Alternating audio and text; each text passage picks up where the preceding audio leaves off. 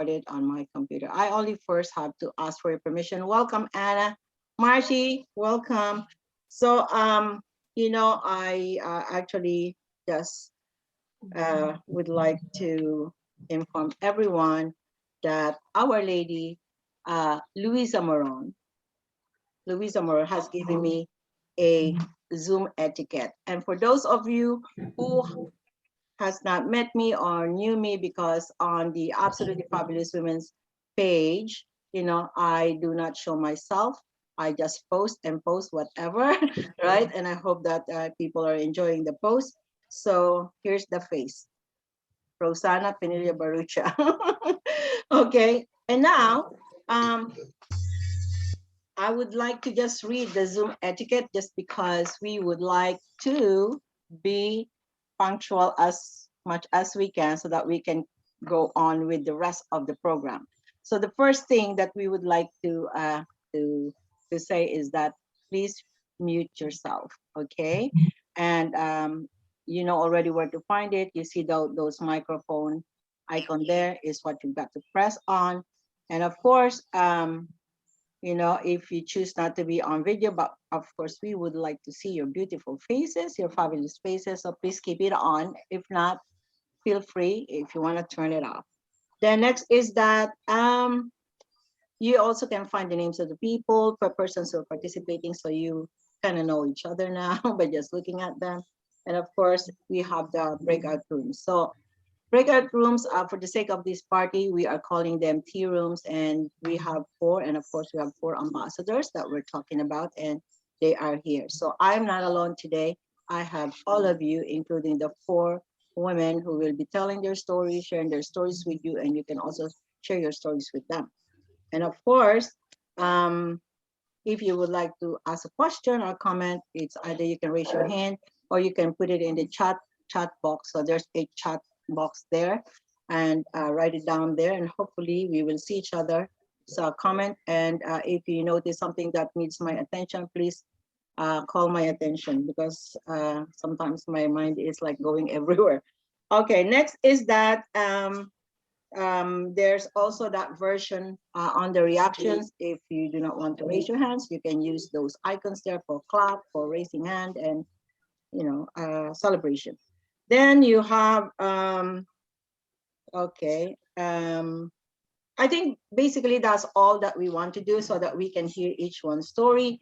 And right now, I am about, since I'm finished with the Zoom etiquette, I am about to give you one of our beautiful supporter. She's one of the recipients of Absolutely Fabulous Women Award, and she is going to be introducing herself as well as narrating the teacup story. And that's none other than Miss Amy Sherman. Oh, bless your heart. Thank you so much, Rosanna. First of all, thank you so much for pulling this all together, for bringing us all together so that we can have a platform to be able to share our stories. And I'm ready for a wonderful afternoon, teacup in hand, sans fascinator, but ready with the teacup and ready to snuggle in and hear some wonderful sharing this afternoon. So with that being said, I'd like to introduce myself. My name is Amy Sherman, and I am founder of Academy of Imagination and Dramatic Arts, AIDA. And I am an author of Creativity and Flow, a journal of ideas and inspiration. I am a creator and a proponent of positivity. So with that being said, I have just launched a YouTube channel and a Facebook group that I hope that perhaps maybe you all might follow, because we have to empower each other with positivity and keep spreading that wonderful energy. So I have the distinct pleasure this afternoon of being able to, as an actor, share with you the teacup story. So I hope you can snuggle in for a moment, grab your cup of tea, and get ready to be taken away with this wonderful story. The teacup story. There was a couple who used to go to England to shop in the beautiful stores. They both liked antiques and pottery, and especially teacups. This was their 25th anniversary. One day, in this beautiful shop, they saw a beautiful cup.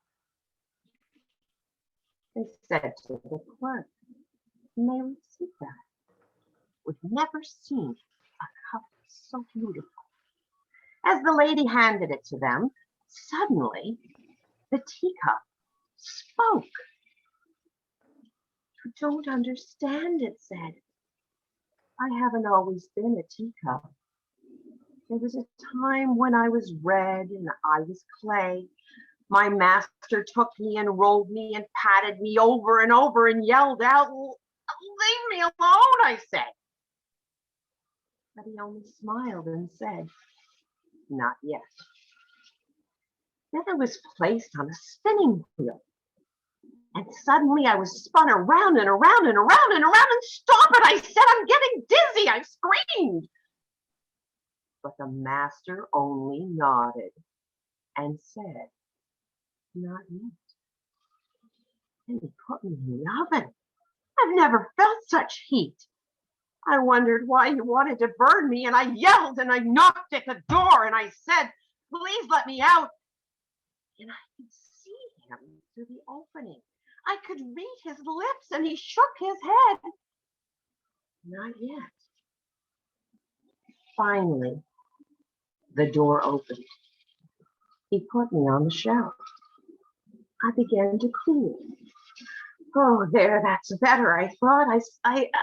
I said, "Let me cool." He brushed me. He painted me all over. The fumes were horrible. I thought I was going to gag. I said, "Stop it, stop it." And he only nodded again and said, "Not yet." Then suddenly, he put me back in the oven. Not like the first one. This time was twice as hot. And I knew that I would suffocate. I begged, I pleaded, I screamed, I cried.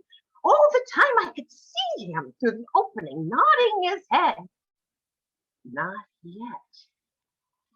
Then I knew that there wasn't any hope. I would never make it. I was ready to give up. Door opened, and he took me out, and he placed me on the shelf. 1 hour later, he handed me a mirror,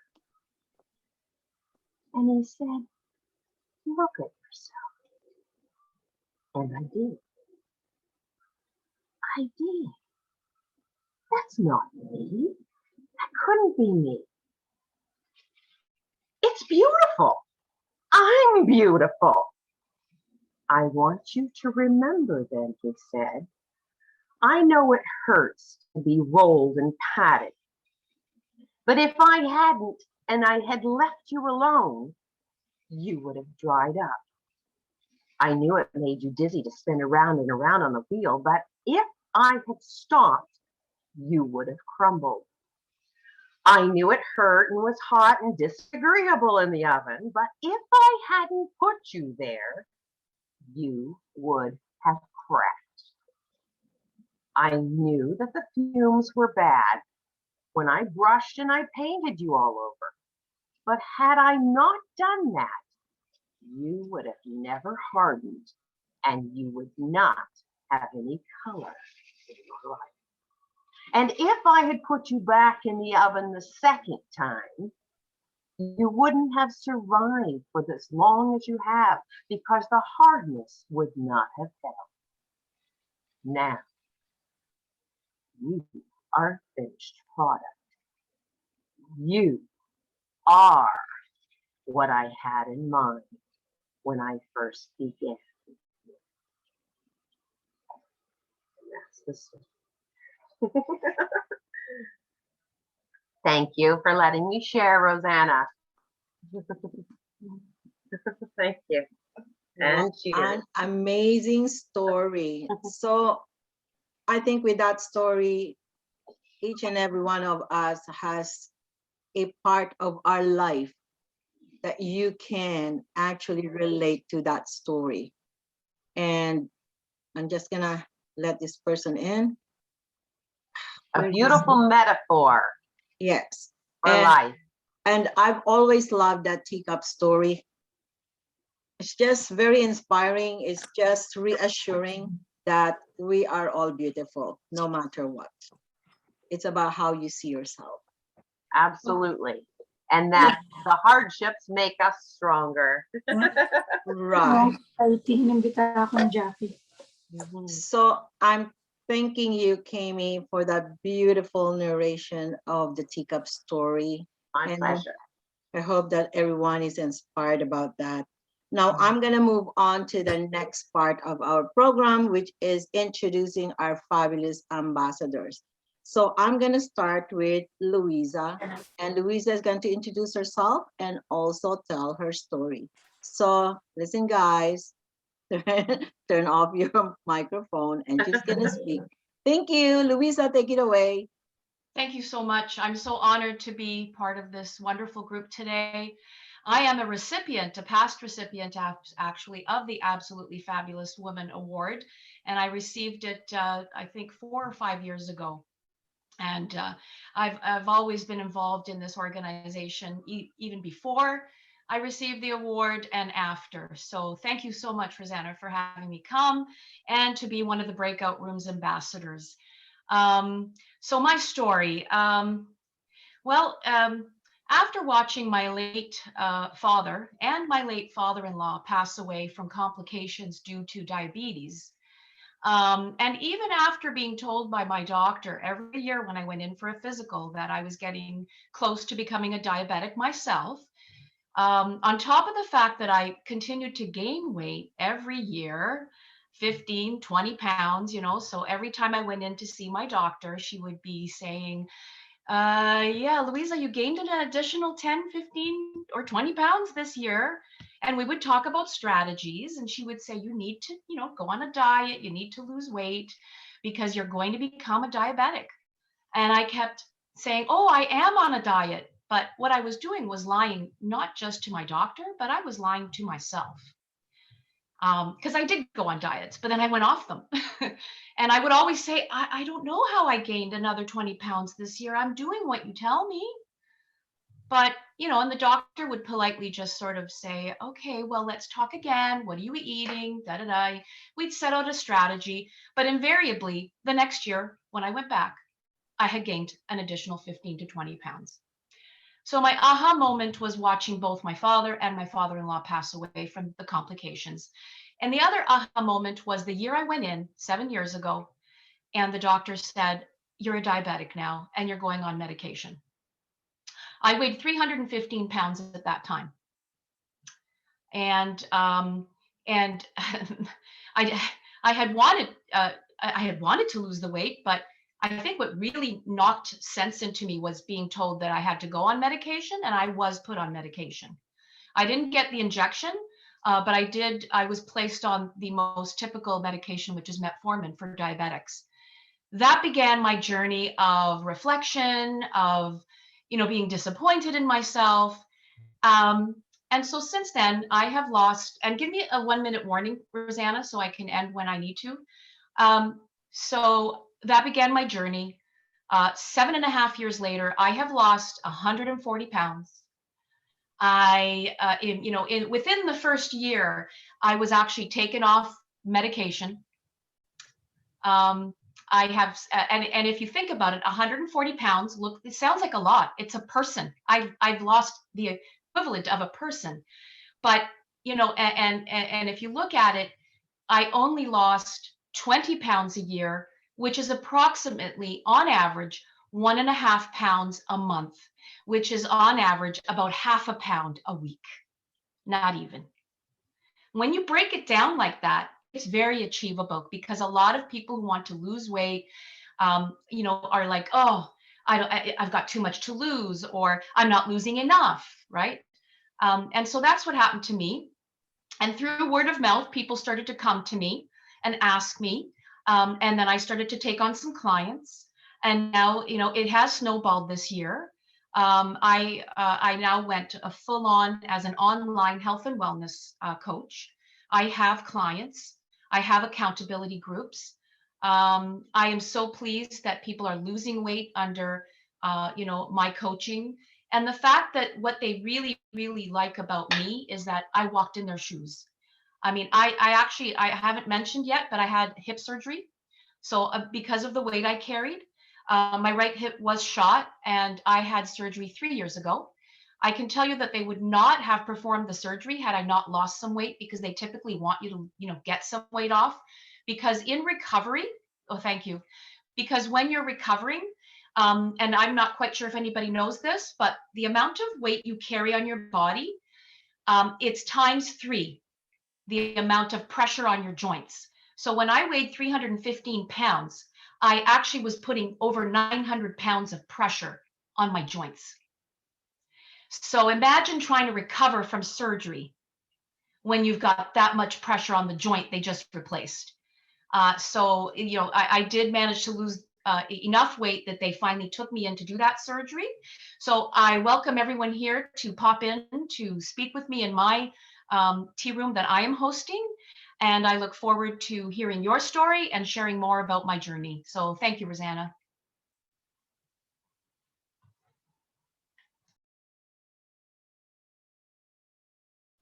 Sorry about that. So she's actually hosting the Her Cup of Joy. And so we're going to talk about that later. Now we're going to go to the second ambassador. And she is the person that is full of energy. I do not know where she gets that from, being a mom and everything. So I would like to introduce to you Miss Eddie Suleiman and her story. Thank you so much, Rosanna. I want to begin by thanking you for having me here as an ambassador. I'm not going to lie, I'm a little nervous, and I don't know why, because I know many of you. And I love to talk, so the 5 minutes is going to be interesting. So first and foremost, I'm a mother of 3 between the ages of 12 to 18 officially. And I'm also a wife, obviously. So those are my priorities in life. But after that is my career and my story. Talk about challenges. I'll give you 3 very short scenarios of more recent challenges that I've gone through. So dating back to about 2010, for those of you who know me, know that I was a flight attendant for 12 years with a Canadian airline.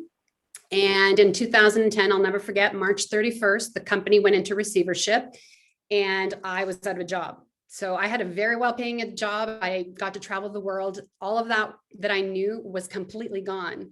So I had 2 choices, because I've always been a very positive person and I'm not going to let that change.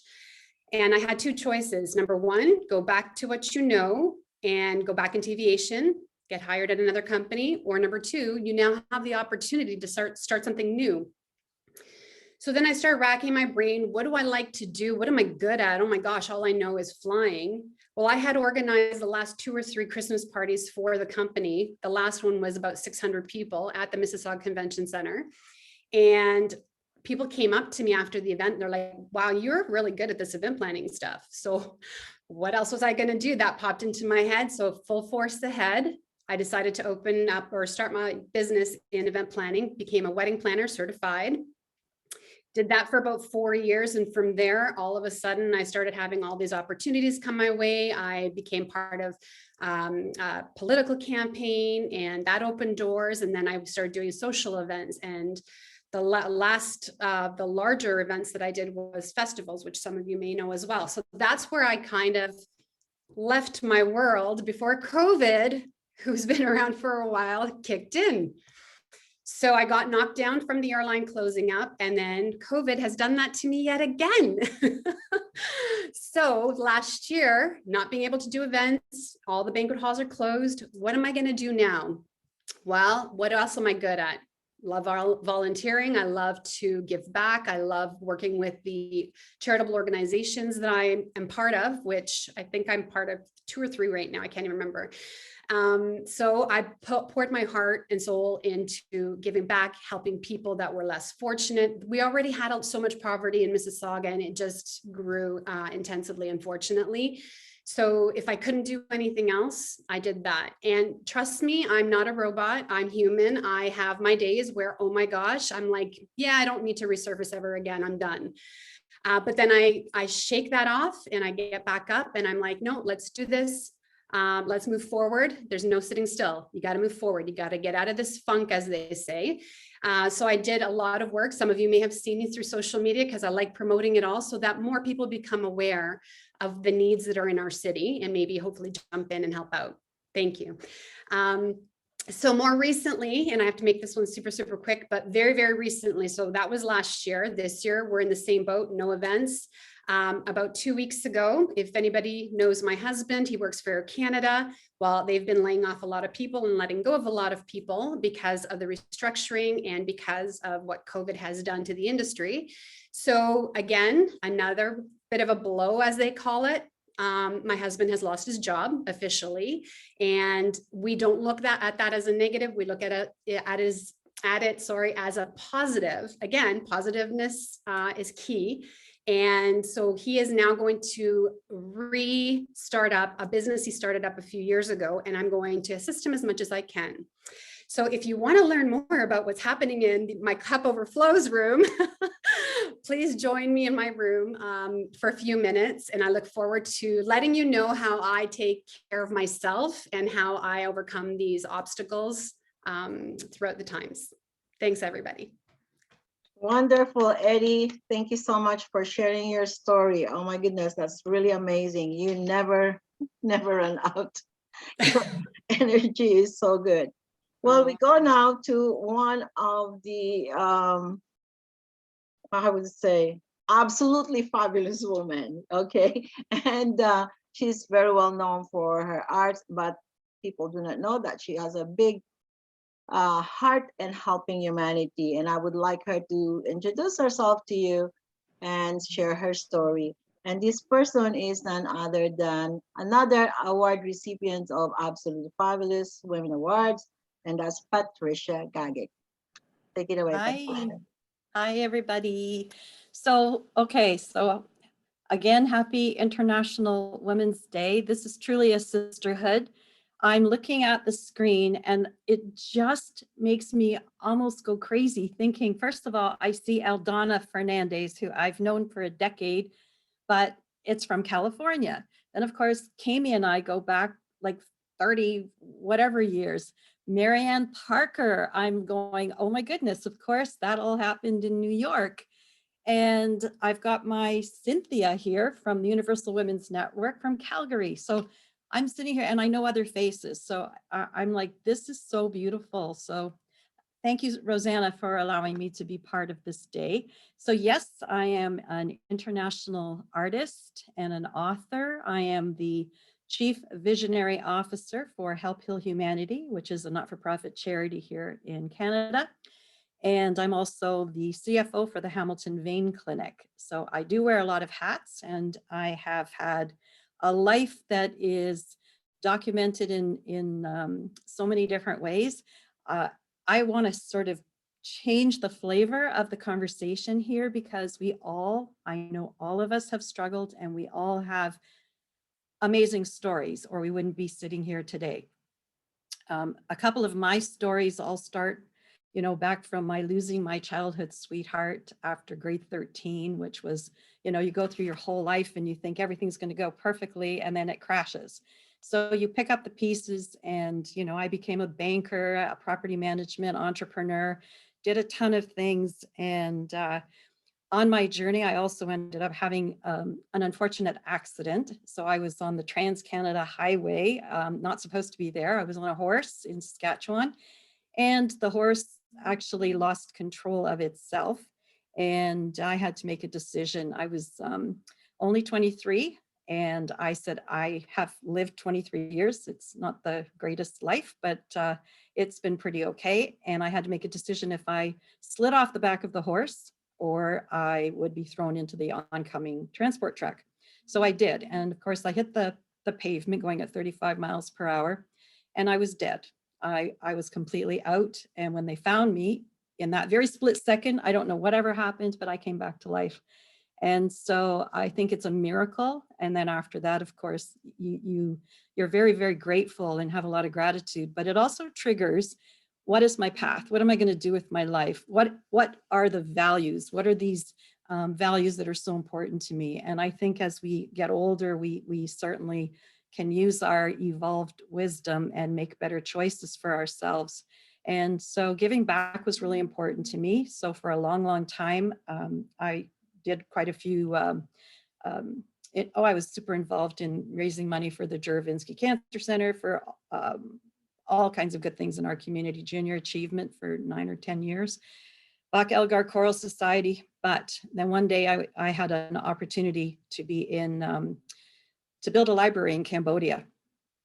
And it was life-changing back in 2006, and I did it. And when that happened, I was privileged to be able to go there, and I saw that the needs were greater. And that's when we started our Intense project, and we built a school for the children, assisted them with an orphanage, and then eventually built an innovation house in Guang Miala. And now through Help Heal Humanity, we are doing what we call macro schools. And in these little villages, we have 25 to 35 children every morning between 6 and 8 o'clock, and they show up. And we have a fabulous teacher who teaches them life skills. We talk about how to save money, what is a piggy bank, how to actually look after your own self. And it has been something that I would never, ever have thought would have changed my life, but it has. And how am I doing for time? I'm sorry, I didn't. 1 minute? Okay, so to talk about the teacup, I wanted to do that first. So I also had the wonderful privilege of being represented by a company in France. In 1999, I began my studies in Savoyon and Mont Ventoux with Dragan Dragic.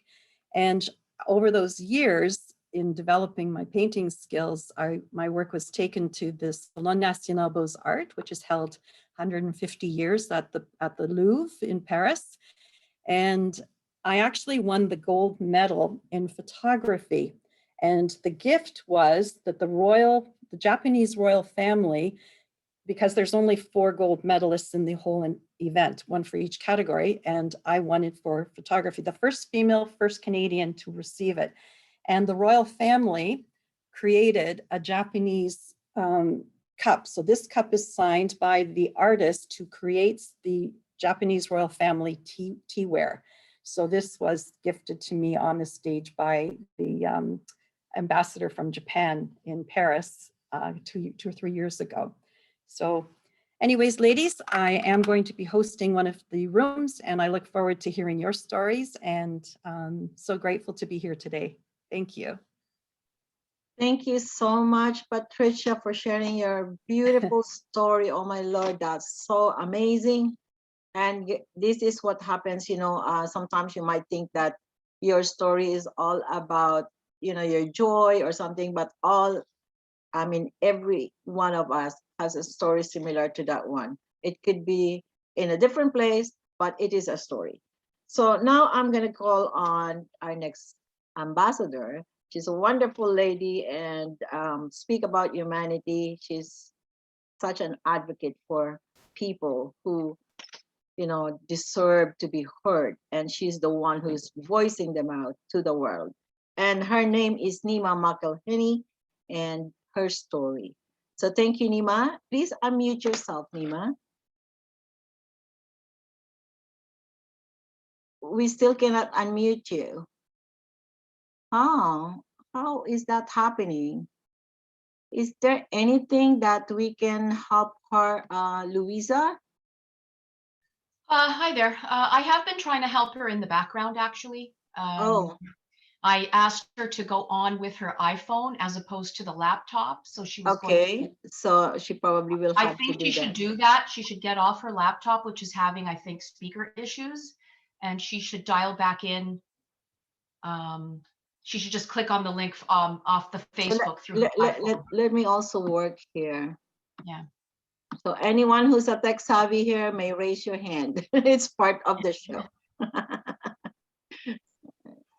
Yeah, the idea about her dialing in with her phone is what'll work. When sometimes the laptop, if you don't click on the settings, it won't pick up. I had that problem with my laptop. So if I do it on my laptop, I have to dial in with my phone and then you mute my laptop so it's not. Yeah, double. it does happen. And mine too, sometimes it goes like that. Yeah, so I think she's trying to dial in now. So, Yeah. and then, yeah, good. I will go back on mute until I'm needed.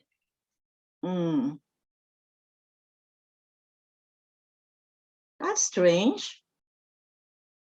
Because I did not command any muting to all of you. I request you unmute yourself, right? So, okay, while she's setting up herself, so let me talk about the cup of joy and how I came about giving each of the ambassador a name. So her cup of joy for Louisa is about your recent achievements, any transformations and successes. So we want to celebrate you if you have a story like that. And then of course, for Eddie, Ambassador Eddie, for my cup overflows, you know what it is, you know, when you just keep on going and don't stop. So this is Eddie. So you can share your story, how you are overcoming you know, not getting burnout for the things that you do. You sleep, okay. And of course, this is about prioritizing yourself. Self-care is important, okay? That's part of leadership too. Then when we talk about Kinsugi, which is about Patricia, and I don't know if you're aware of, and I posted it. In Japan, they have, you know, porcelains or pots or clay pots. You know, when it gets broken, they put it all together and then voila, you have a new face. It's beautiful than ever. So this is something that, you know, like her story, what she shared with us is that we learn to embrace our situation, our imperfections. And of course, oh, there's Nima, I think. Hold on a second. Let me see. And of course, oh, I lost Nima. Somebody did. Anyhow, so what I'm trying to say is, you know, love yourself, okay? Love yourself. There's always a chance. All right. So Warrior in a Cup is about Nima. And I think she's trying to act. You have to let her in because I think I'm trying. She's Oh, not here. She's not here. I'm watching it. So Warrior in a Cup is about you yourself who have been working so hard because you believe that something is right, okay? And it's the way things are going, it's not right, and you want to be fighting for them, fighting for the rights of people. You know, it's either, you know, it is about, you know, yourself, or you feel about others should be heard. So that's her story. So in the meantime, I think I lost Nima. Okay. Can I ask a So, question? Roseanne, yes. Who wants to help? Please help. This is Sarah. Sarah. Does somebody have a phone number for Nima? I'm happy to chat with her on the phone. I could probably walk her through everything. Okay. She's trying to actually come in, but I cannot see her joining in. I cannot admit her. What's going on? Okay. Her telephone number, my dear, is Just maybe message it to me privately so it's not broadcast through. Yeah. while you're getting the telephone number, Rosanna, it's Doa. Hi, it's Doa, everyone. I just Hi, wanted to Doa. applaud you for the idea of the cup of tea and the creative names. I've been following on Facebook for a while, and I really, really like the idea and the names that you attach to each successful story, let me say. So that's a good job, really. I really applaud you for this. Thank you so much, my dear. And It's, thank you for gathering us. Thank you for, thank you. It is something that I really have thought about, because during this pandemic, we are all quarantined, and Yeah. believe it or not, we just do not know. We just don't speak, right? So we don't know what is your journey, but what it is that there is a support here. You're not alone. Yeah. We are in this together. Oh, That's correct. hashtag. That's Hold on a correct. second. I'm trying to find for Nima. She's saying that she cannot unmute. Sarah, I'm sorry, but I have to type it. 1 second. I'm You trying send to it in me a private chat. private chat. Okay, hold on a sec, sweetie. I'm trying to look for her. Perhaps send her the link again. If Yeah. she's trying to get in, she needs another link. Oh, but And- she has a link. She knows She may be, she, it's open. It's open. I didn't close it. Nima M. She might still be on the laptop, and she needs to get off laptop and get into Yeah, the she just had to let me look for chat. Thank you for that. I'll give her a call.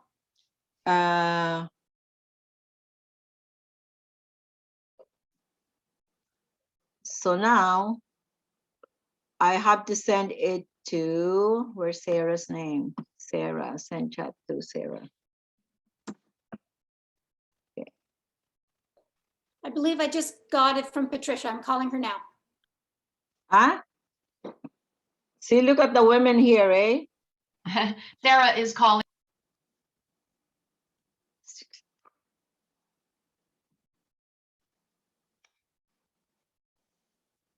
I think that's her number. Sarah. Okay, so what we're going to do now, just for the sake of time, while she's doing, and we can go back to her, right? I would like to talk about our speaker. Okay, so I have it here.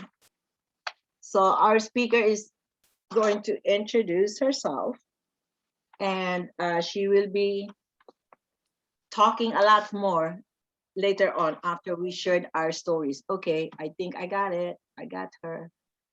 Nima. Okay, oh, she's here. Okay, let's see. Let's see first if Nima can get on. So these things happen, my dear. You know, sometimes technology is a challenge. Thanks, Nima. Nima, you're still like, you're still muted.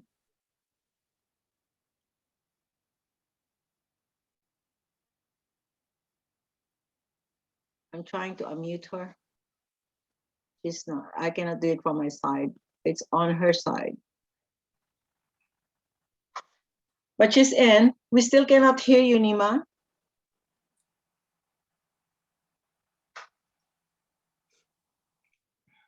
So we're gonna come back to you, okay? Oh, okay, Sarah. Sarah wants to talk.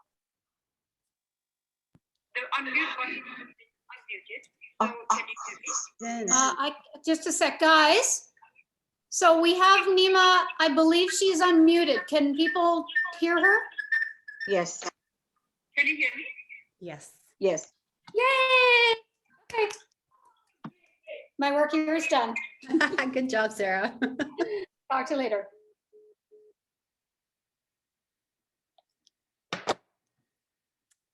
Okay. Bye.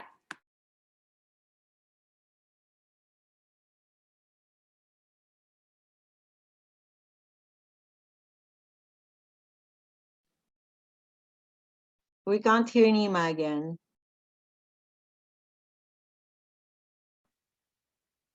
You know, you may have reached a critical mass here. I'm not sure, because for a second I couldn't hear anything in the group.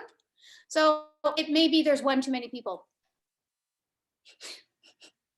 Who do we volunteer as tribute? Sorry. I don't think so. I've been in calls where it's like in the hundreds. Yeah. I don't think it's that. I just think that there's a problem on Nima's end, perhaps. Yeah. I'm capable of holding 100 Okay. because I do Zoom almost every day as well with lots of people. So Nima, can you speak? Let us hear. It's your audio, I think, so that's not working for you.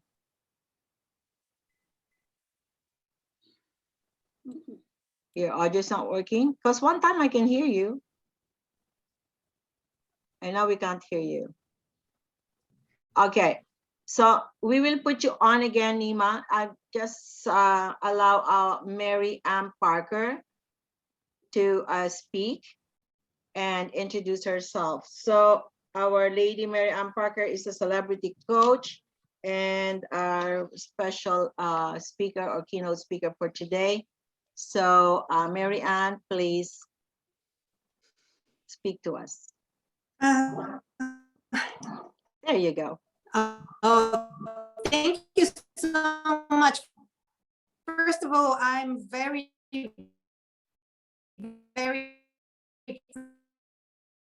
privileged to be here today. Can you hear me? I'm not sure because if everybody can hear me. I don't have difficulties with my internet.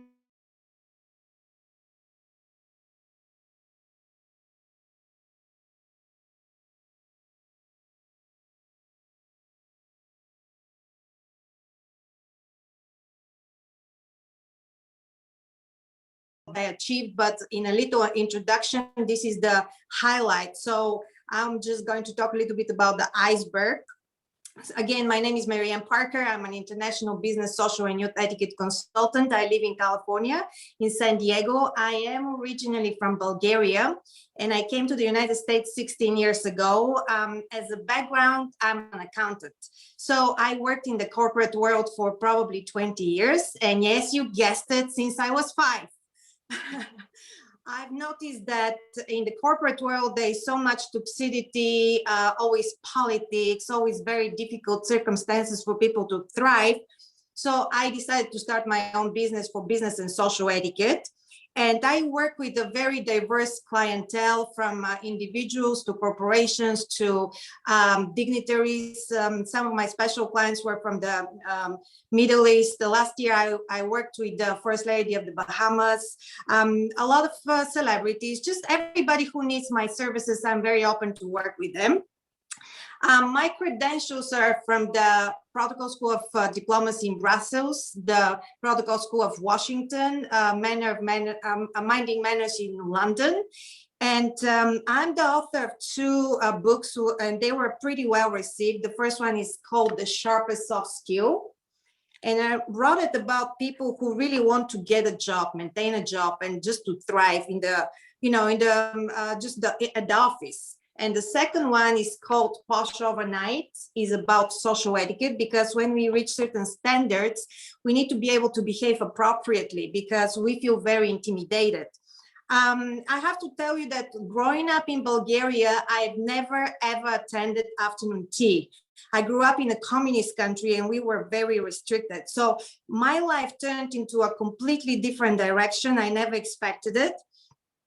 Also, I'm part of, because I believe very much in marketing, 80% of our success in business is based on marketing. So I joined IQ Podcast, and we help young entrepreneurs and small businesses to thrive by I'm doing their marketing.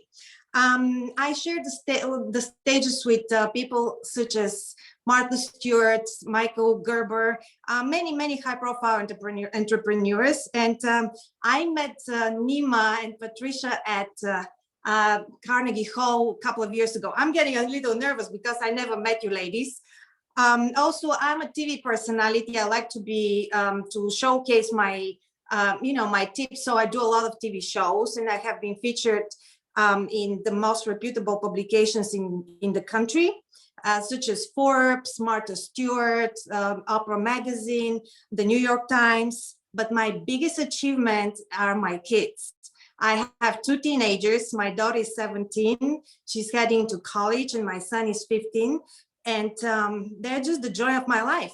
And when I'm talking that, I'm just talking about the positivity now. When you come and join me later on, you realize that actually I paid a very high price for all that, because I was homeless and hopeless, and I had to build everything on my own. Thank you so much, ladies, for listening to me right now.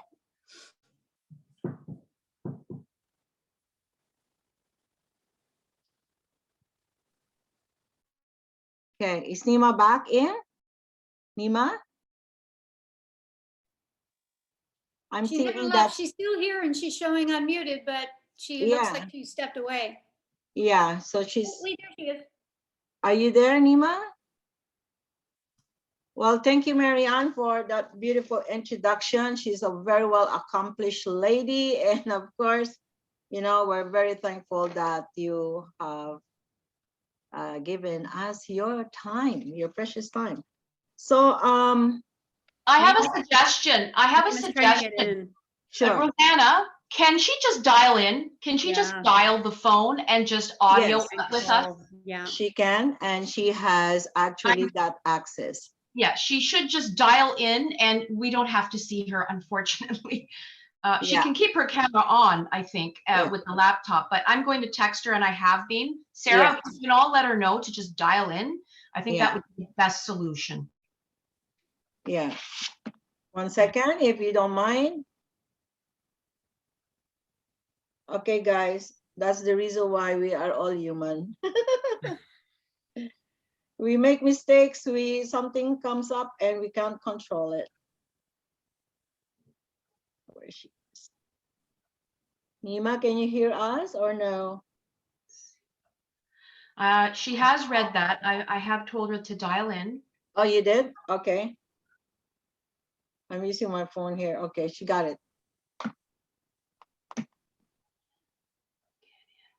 So just making sure that Okay. you know we are on time. So is she there now? No? I think she's dialing in. Okay. So I just want to add to what Mary Ann had said. She is giving away, Mary Ann is giving away that book that she has shown, and plus a set of a caviar set, right? That's the one to go along with that. And so if you ladies, you know, type in your email addresses, or I think so I posted, you know, so that it goes directly to her. There's a link. If not, just message me, and she will do a draw, a raffle draw, and she will send the a hard copy of that book plus the caviar set to you. Can I just say something about the caviar set? Sure.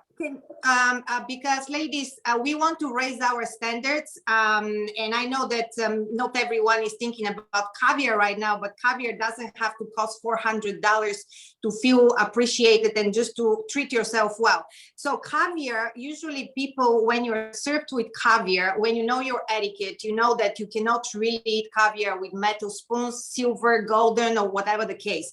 The best version of, you know, the proper way to eat caviar is with maybe mother of pearl spoon or wooden spoon or even plastic. Also in my book, we were thinking just to share only the sharpest soft skill, which is about business etiquette, but I decided to include the posh overnight because you have everything. It is a very brief guide, everything you need to know from afternoon tea to high tea to dress code to everything you need to know to present yourself in the best way possible. And I hope that you join, and I want to raffle that to you guys, to you ladies. Thank you. That's amazing. Thank you so much for that. So we're still not getting Nima at this time. So Rosanna, I sent her right now the Canadian phone numbers because the invite only had American phone numbers. So I have just sent her the Canadian ones. I hope that all she. right. Okay, dogs. Thank you so much for your support and help. Sarah, you were talking about something? Sarah, you were saying something? No, sorry. She's having a conversation at home. All right. So what we're gonna do is we're gonna put Nima, as soon as we get her online, we're gonna have to give her an opportunity to share her story. But in the meantime, since I already told you the surprise gift. So in the meantime, we're all about going into the rooms. So here's what it is. Because we were expecting over 60 people and we're half of that.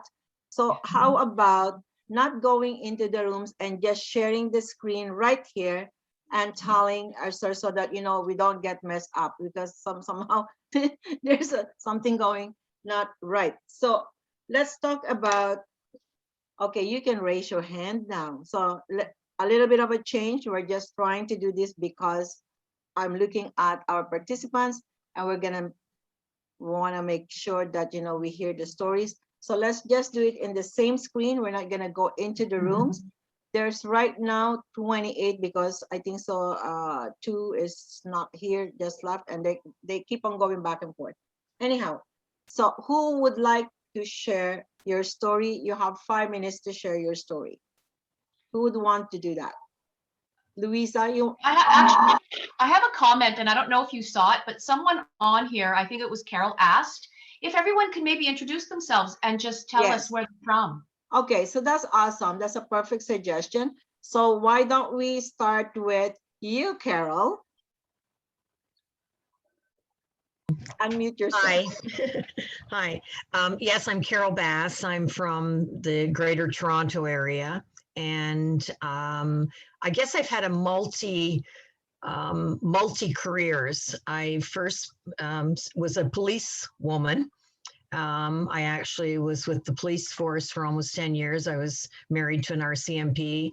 And then from there, I did a complete transition and went into actually starting I was involved with the Argonaut cheerleaders, which led me to go into events. And I owned my own event company, did the Junos for Molson's, and went after the large corporate clients, because I figured if I hadn't heard of the name of the company, I didn't call them. So that was sort of aim for the big part. And then after, unfortunately, had a partner that things didn't go well, and we quit. We stopped the company. We actually got big too quickly, and which was a problem that a lot of people like to have, but it didn't work out. And I went into real estate and figured, okay, I'm over 30 years now in real estate, but recently, even at my age, I figured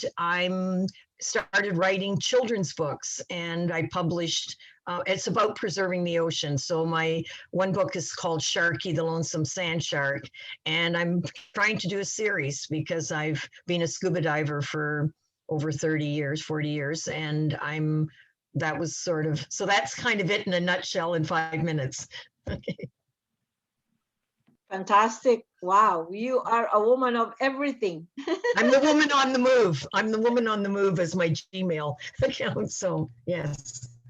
Now, who wants to take the second presentation of the story? I know that we have some people here who sign up. Ranjita, you want to do? Sure. Yes. Yes. Go ahead. Hello, Ranjita. ladies. Hello, everyone. My name is Ranjita, and I'm so happy to see you guys. This is my first time, and I would like to thank Rosanna for making me part of her group. And I loved it, listening your stories. Yes, I won't lie about it. Yes, I was working too there, but yes, my ears are open for you guys, and amazing. It's such a nice feeling to hear from you guys. Your stories are so inspiring. It's so nice to know you guys, and amazing. My story is like, I am a mother of 2 kids, and I am a super mom. I take care of my kids, but the thing now is my kids are teenagers. So now I have started thinking about myself, like they are independent, they're very smart kids, and I want them to go out of, I would say, my comfort zone. I want them to go out and explore themselves, take their own decisions. I am always there to tell them, but they are about to do that. So I have started my own company. I did my studies, and I have opened my education consultation, and that's what I'm doing right now. And I have given my RCIC exam. I cleared it. I'm just waiting for my license to come. And we are doing that. Rosanna is part of, Rosanna is big part of our company. She's helping us and to grow. And thank you so much. Thank you so much, ladies, all of you, especially Rosanna. Thank you. Thank you so much for doing that. So Nima is right here. Nima, would you like to speak? Yes, I'm trying. Can you hear me now? Yes, we Oh can. my We're goodness, waiting I'm so for sorry. you. I'm in my messy bedroom, but who cares now? That's okay. That's all right. So sorry. I don't know what was happening. We fixed anyway. Okay. I won't take my kata. Oh, where's my kata? Downstairs. There's one there. Oh, okay. So, oh my goodness. I hope I can tell my story now. First of all, I am so honored to be amongst all these amazing, incredible women, to be celebrating on International Women's Day in honor of all amazing warriors. We worry for everybody else except ourselves, and I am highly honored, truthfully, and I've got tears coming in my eyes because I am in the company of warriors who worry about the world. Thank you, and please, I want to first, I would like to really offer this to, this is our traditional, and when we meet people, when we say hello, when we honor people, we offer this kata. This is called kata. So this is to all my beautiful women sisters. May you be blessed with many more years of healthy strength, wisdom, more cause to fight for. Well, don't take it too much because you won't sleep like me. So, and thank you, Rosanna, for making me part of this extraordinary day. To me, this is, I'm not a speaker. I do things quietly, and I'm just not a speaker type. So please accept my my imperfections in my speaking. Okay. So I was born in a village in Nepal, Solukhumbu. It's, you know, for many of you, you know, Mount Everest. So I have amazing, beautiful memories of my childhood I spent with my grandparents, where I learned the caregiving aspect of it. My grandmother was sick. We didn't have a hospital in the village. She was sick, and I was only 7, 8, and she was bedridden. So we had helpers, but my grandmother wouldn't let the helper touch anything she needed, you know, the personal needs. So, and we were brought up to absolutely say, to believe that to be serving our elderly grandparents is a karmic blessing. Okay, so every time I take care of her personal need, I mean, I'm talking about everything. So I don't know how an 8-year-old did it, but I did it. And she would always put her hands in my head because she was so helpless. It makes me want to cry a little bit because she was so helpless. And she always said to me, "May you have a blessed life." And she always told me, excuse me.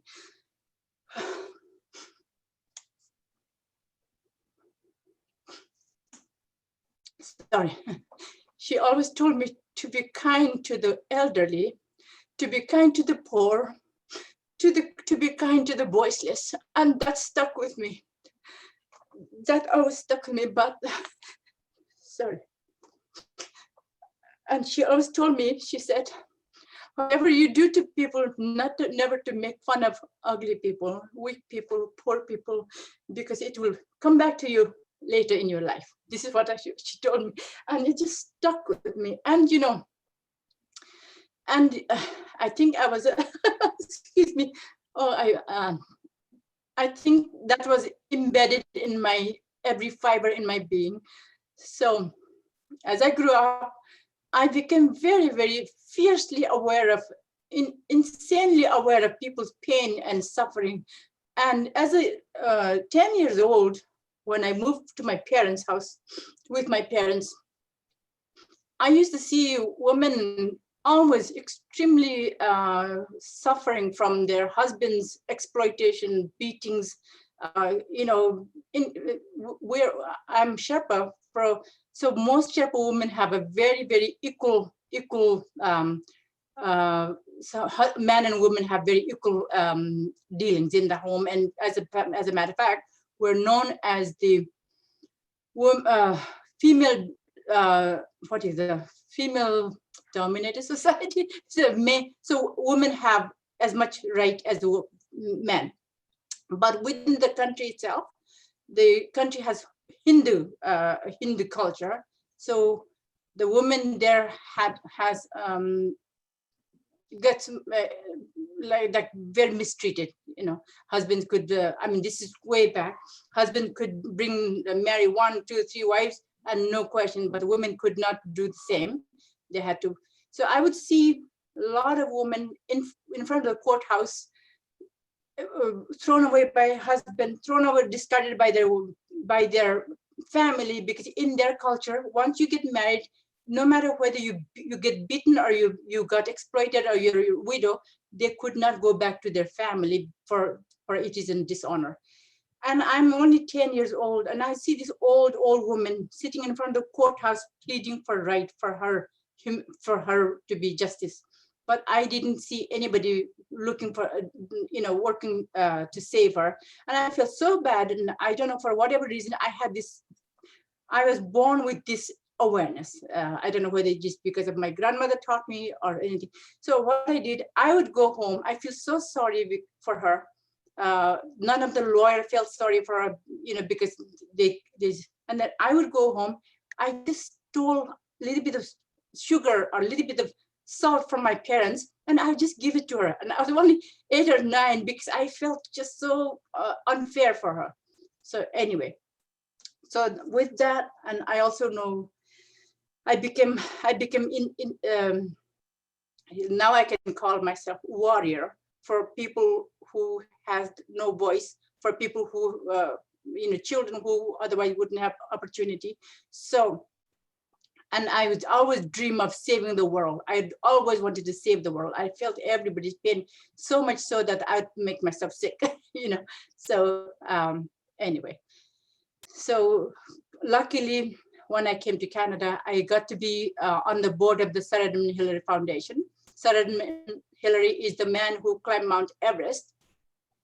So I know him from childhood. He built schools, hospitals, airports, scholarship. He absolutely transformed our village from what was, it had nothing, no school, to now you can see it is a buzzing, they call it Switzerland, Nepal, Switzerland.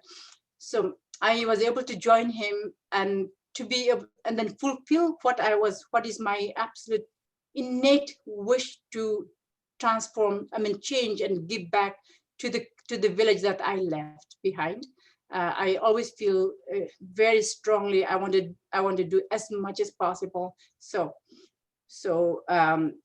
foundation itself has done, I can't even count what we've got: reforestation, women's literacy, scholarships, medical scholarships, just you name it.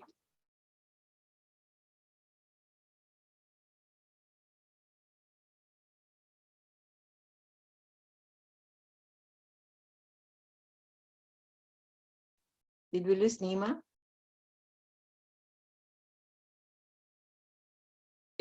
So we built a school. It's a science and technology-based school. The government school there is not quality school. So I had to really work with the board to request for the school and I have a brother who is also extremely a community developer, So now I'm not very good telling a story. I'm just telling you. So what I do now is I have a business. I'm also a business woman, and I do my business. I have a nurse in a retirement home, 2 retirement home, and apartment buildings. This is, again, I'm not a business. I learned my business purely from just doing business from very childhood. It's not because I had a business degree or anything like that. As well as I taught most of my English self-taught. Everything is self-taught. Now today, I have Two of the homes have 118 seniors. Each home has 118, 120 seniors, you know, and it gives me such pleasure to serve them. I touch them, I hear their stories. I think about all these people who have done such amazing work during their living days, you know, productive days, youth, and now they're with me, and I just think, what have I done to deserve them, you know? So I think about my grandmother all the time. That's how. So let me say, because of my conviction to solve and to uplift my own community, this business allows me to, gives me the ability to help, you know. So for instance, a few years ago, I did donated big money to build the school back to when the earthquake demolished school, 4 of the schools. So I negotiated with the foundation. So we did a 50-50. So I paid 50%. The foundation paid 50% of the 4 of the school. So, but I can't explain all in here, but I do. That's what I do, and I just love what I do. Thank you. I don't think I said it right, but I hope I did.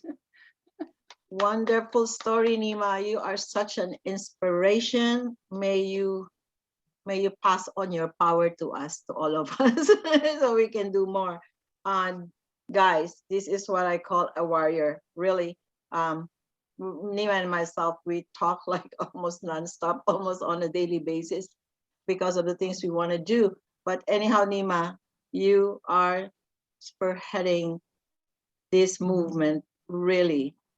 A leader. Thank you. Thank you so much for sharing. My God, my tears, like, what again? She keeps me, my eyes wet all the time.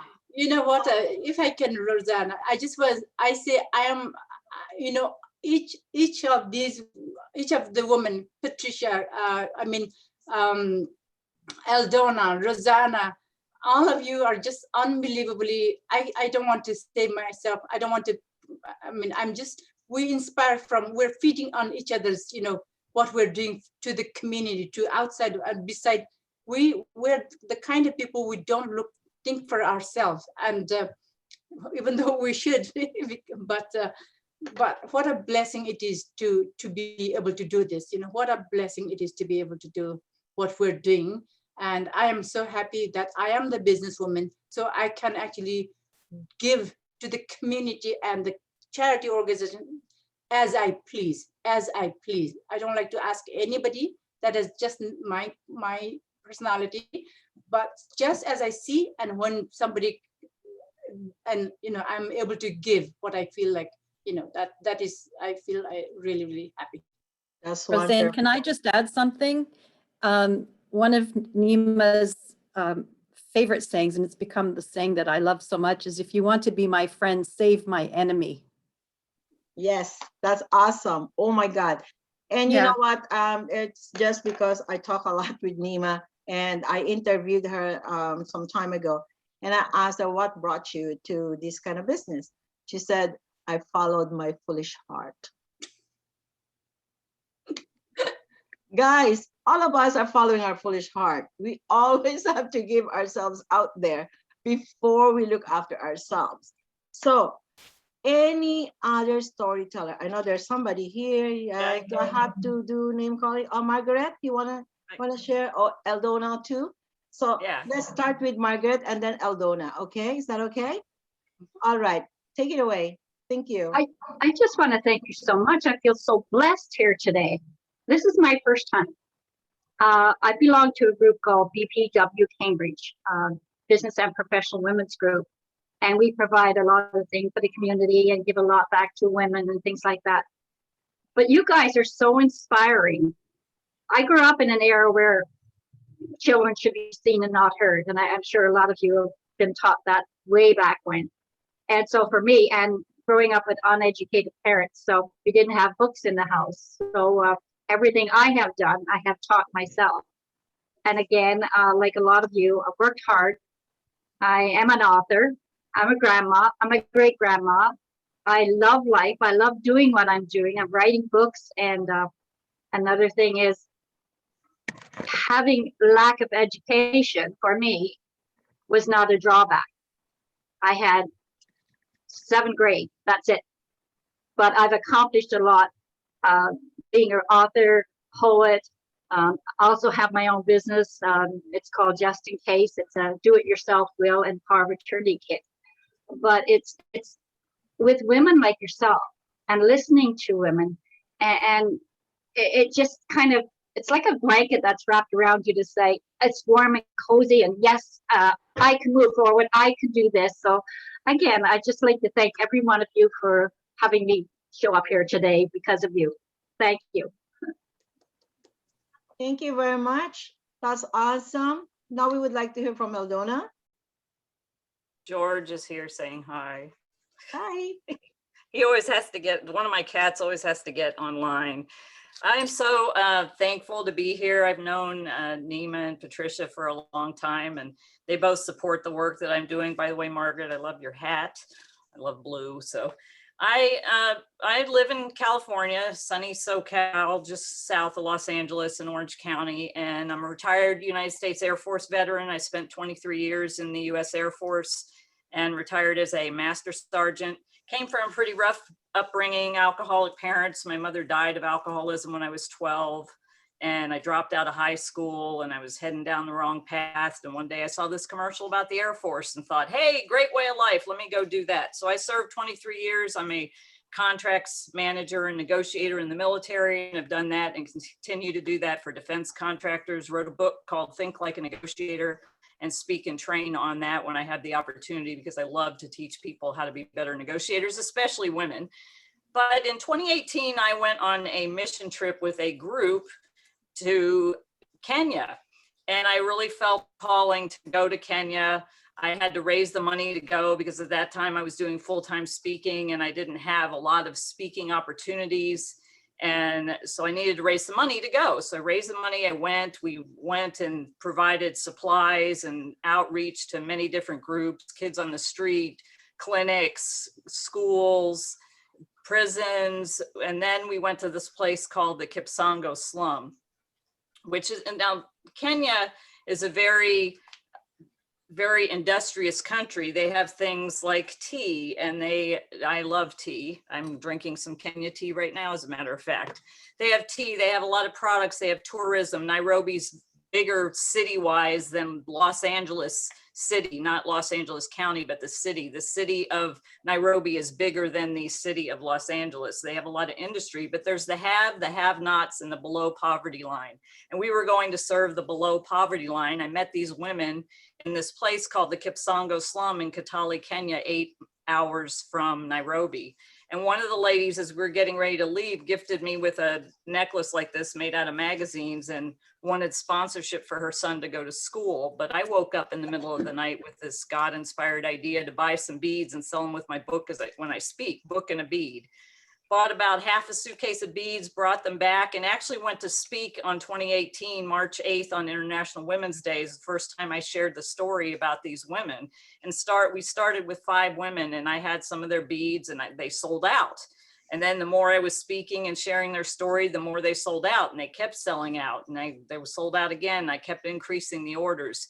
We've now gone from 5 women to over 30 women, and I'm working with them. You can see some of the things behind me that they make. They live in little mud huts. They have no running water, no kitchens, no bathrooms. Some of them were in prostitution and were able to get out of prostitution as a result of us doing business. Well, when COVID hit, that shut down all the markets over there. They did a lot of business in the street markets. They would lay their things out and sell them there. We were working on getting them into resorts and such. And then I'm doing selling here as well. I sell online, and I have a space in a store, but there's no food pantries there. There's no food stamps. There's no food help. If you either have it or you don't. If somebody doesn't provide you food, you're going to starve. So I made a commitment March of last year to have faith that I was going to raise $800 to $1,000 every month to send food packs for over 30 women and 80 kids. And we have been able to do that through generous donations. People just show up and donate. And we've been able to provide food packs for them every month. And I've made a commitment to do that. I can't sit down at my table and eat and think, oh my gosh, these women and their kids are starving. And we've been able to provide basic food packs every month. And we're going to continue to do that until the country completely opens up and we can get back to a sustainable level. It's all considered fair trade, and we are working to give them a hand up, not a handout, and provide self-sustaining support through teaching them entrepreneurial skills, one woman at a time. So it's about empowering women and helping them give their children a better life and a better opportunity to make decisions for themselves and to become successful in their industry. So in their beautiful handcrafted products. I do a live on Facebook, on my Facebook Baskets and Beats Kenya group every Friday, and do shopping and working on getting into more stores and things as the COVID starts to alleviate. And that is my 5 minutes. So thank you so much for letting me share. Sorry, thank you. Sorry. I would like to call, we can afford 2 more storytellers, and then we'll have to go with our speaker. So I'm gonna have Eva to tell us stories and Debbie Major. So Eva, please come on. Unmute yourself, please. All right. Hi, David. Oh, how can I tell my story after all those wonderful stories? But anyway, I'll try. Anyway, currently I'm here in Toronto in GTA. I was born and raised in Bulgaria. Hi, Marianne. Good to see you online. My story, I don't know, my story is a bit of this, a bit of that. Not a very good childhood, great years in university, in high school. Then we decided, me and my husband, to move to Canada. So we're here almost over 16, 17 years. So everything is good so far. We had our scary moments in our lives, of course, being an immigrant here, learning the new ways of living here.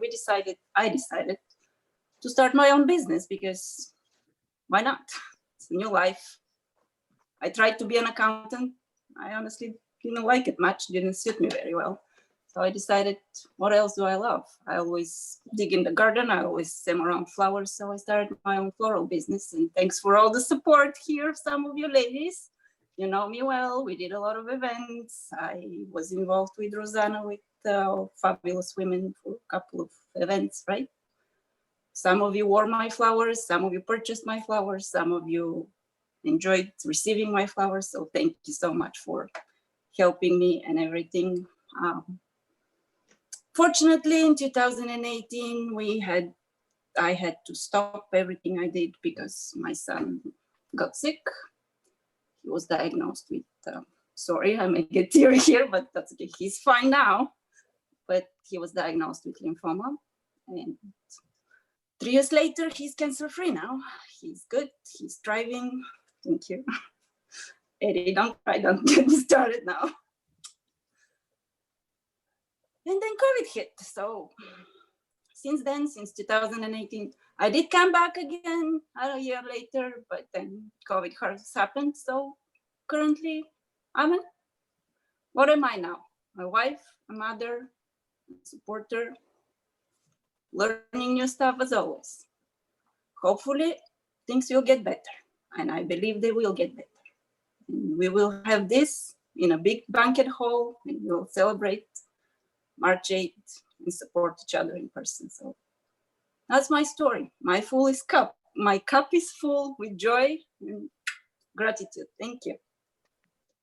That's amazing. Thank you. Actually, I forgot I also have Ruth who had signed up to tell her story. So let's go first to Debbie. Debbie Major, please. Hello, everyone. What a pleasure to meet you. And the stories this afternoon have just been so beautiful and inspiring. But it really does, every story is important. There's not one more important than the other. And we all have a place in this world to help. So it doesn't matter if we're just beginning or you've had many years at it. The fact that our hearts are here to help is what really counts. So for me, people are the best thing in the world. I was like 12 years old and I realized we're really just meant to travel the world and hear people's stories and learn. We can show, tell, learn from everybody. For me, it's really like love and kindness and understanding. That's what's going to heal this world. And I was in the overflow cup. So for me, the biggest part of self-positivity or self-care is being positive. You get to take your head two places, positive or negative. And it takes way more energy to be negative, and it gets you sick and stressed out with anxiety. So the opposite is full of joy. Somehow, so I got a big dose of love, and I truly love even the people I've not met. I pray for the hurt people in the world, even the ones I haven't met, but we have to do that. So I came from a loving family, but at the age of 6, like a lot of us, we have stories. So I was sexually assaulted by 2 family members from the time I was 6 to 16, raped at the age of 14. And you really grow up with a sense of feeling unworthy and useless and a loser and a moron. What worth or value could I possibly have?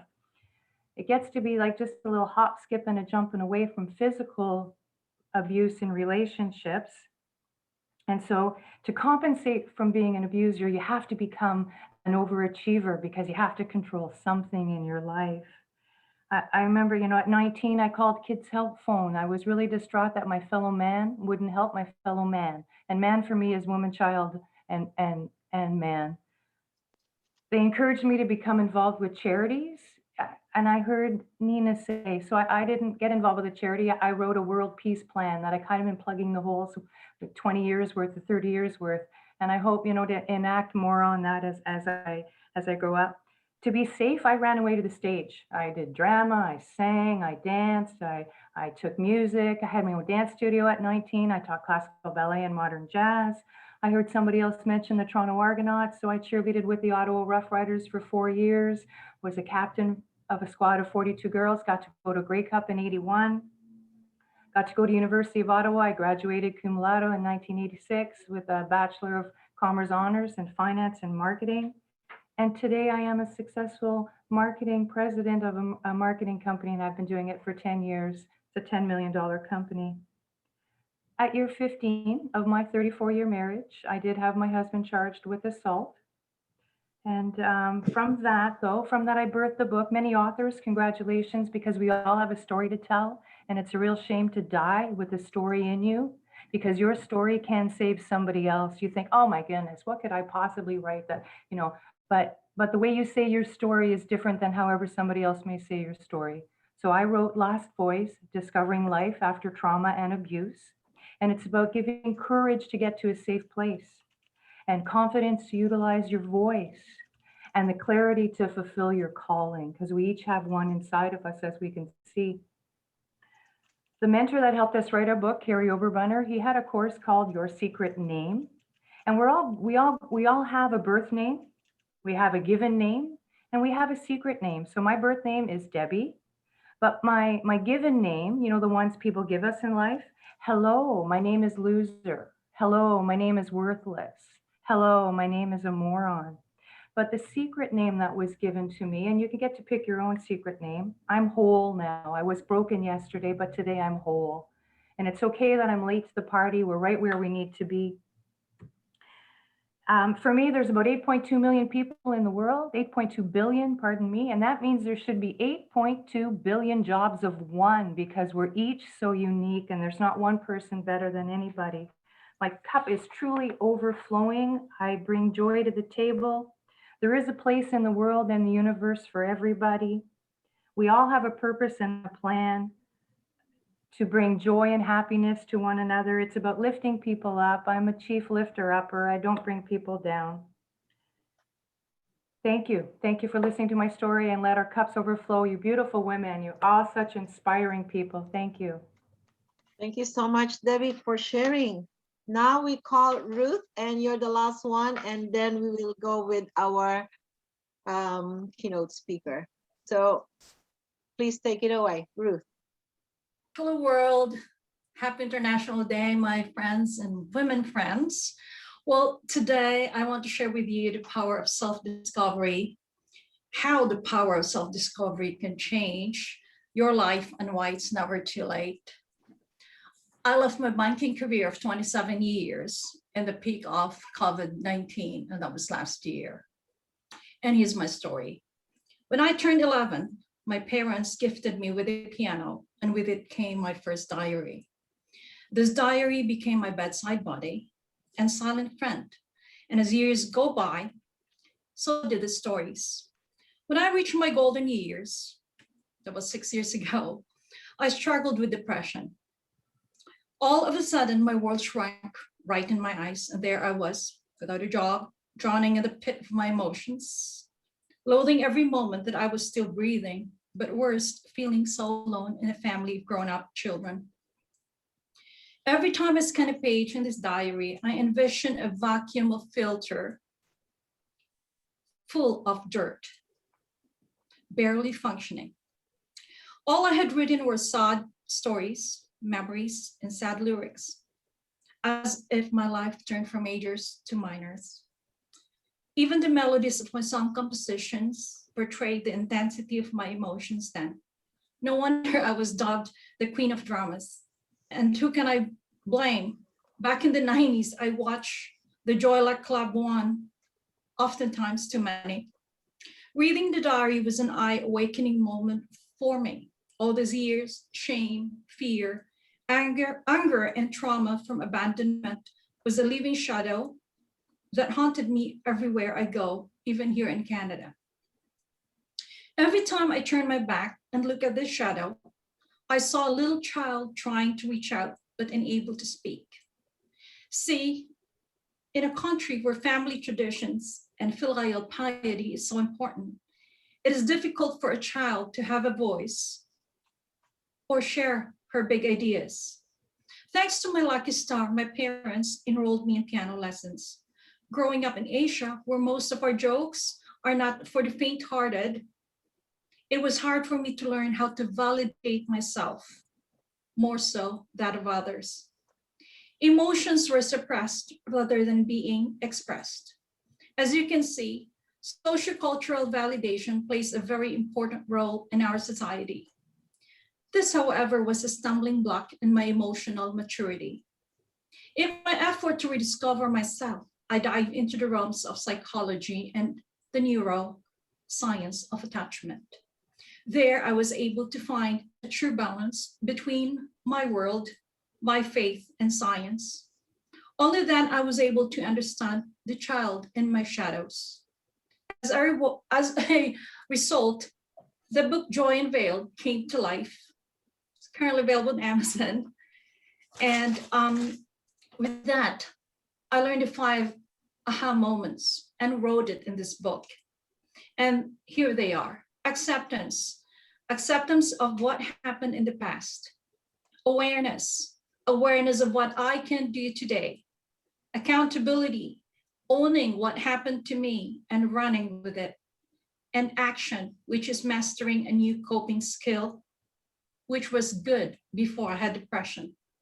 And lastly, acclamation, which is celebrating each moment one step at a time with my family, friends, and women that I know, which is you. I knew that only I have the power to change the narrative of my life story. And as I unlocked the key to happiness, I had found joy instead. So nothing is too late. You too can find the joy. We are the engineers, architects, and author of our own life story. Our flukes, weaknesses, and our strengths are tools to find our way to happiness. So enjoy your tea. And I would like to invite all of you to watch. I have a TV program every Friday night at 9 p.m. Eastern Time. And it's on Facebook Live via I Love TV. It's called Joy Unleashed, You Matter. And we bring mental health awareness. And we also have psychotherapists on site that can help you with any of your mental or emotional health issues. So stop by tonight at 9 p.m. via Facebook Live, I Love TV. And this is Ruth. Thank you for listening. Thank you, Ruth, for that amazing story. I'm glad that you are here with us today to share your own. And right now, I think because we have changed the format a little bit due to the number of attendants, so we are gonna have our keynote speaker to now share her own story as well as give us some entertainment. Okay, so Miriam Parker, please go ahead. Thank you. Thank you so much again. How I said, I'm so privileged to be here, so humbled, so honored. And I would like to propose a toast, ladies. And the toast is going to be towards vulnerability today, because I was so sensitive. In general, I'm a very sensitive person. If you have champagne or wine, for my new friend from Orange County, we are allowed to drink. I think that here is already 11 o'clock, so we can drink freely. In Canada, it's different. I'm so happy to meet someone from my country. Eva, I'm so grateful to talk to you. We'll speak Bulgarian later on. And very quickly, I would like to break a little bit my sensitivity. I would like to talk about toast etiquette. So when we're proposing a toast, we're talking about vulnerability and we're drinking about that. But when someone proposes a toast to you, you never drink in your own honor. So if I propose a toast to Rosanna, she can't really drink in her own honor because it's a very bad etiquette. If she wants to drink, however, she can reciprocate the toast to me. So then she can drink and I cannot drink, which could be like, which I would like to continue drinking. Also, we never propose a toast with an empty glass. We always have to make sure that we have something in this glass. And we really refrain from proposing a toast with water. The reason being is that back in the day, during the Greek mythology, people used to propose toast with water to the dead. So if you are in a company and you decide that you're not drinking alcohol and you just please let me have some water, this is actually very disrespectful and could be taken in a very different on a different level. So you have to be very mindful about your etiquette. That's why I think that etiquette is very important, because there are always some kind of a silent codes to be proposed here and there. Also, we don't really clink glasses, because back in the day, people used to clink the vessels. They didn't have glasses, but the sound of the vessels was resembling the sound of a church bell. And this is the way they were actually casting bad spirits. So in our group, we're all very positive, very vulnerable, very strong women. So we don't have bad spirits around. So we can actually go ahead and have our drink. I don't know if anyone else has something to drink. If you have your tea, you can continue with your tea. Also, I was so inspired by all the stories, and some people, for health reasons or for whatever reasons, they really don't drink alcohol. So if you are in a group and you have champagne, apple cider, or orange juice, always be mindful that you don't want to be you don't want to stand out. You always want to sit in the group. You don't want to get the attention from everyone else. So always choose the apple cider if you do not drink champagne or whatever they serve. And with this, cheers, everyone. Again, how I mentioned before, for me, it's very difficult to talk about achievements. And when we have to introduce ourselves, I'm sure that most of us feel the same way, because people don't really know us. They hear only the positive part of everything what we achieved, and sounds very self-promotional. When I say, oh yes, I've been on TV 45 times, and people are thinking, oh, so that doesn't sit well with me. But people really do not know that I was turned out many, many times because I speak with an accent. You know, for me, when I came to the United States, I cannot really get rid of my accent. And when I became an entrepreneur, I started going on TV, and 80% of the time I was turned down because I speak with an accent. So I would like to share with you, when I was 10 years old, I was sitting in my living room in Bulgaria, and this was on my birthday.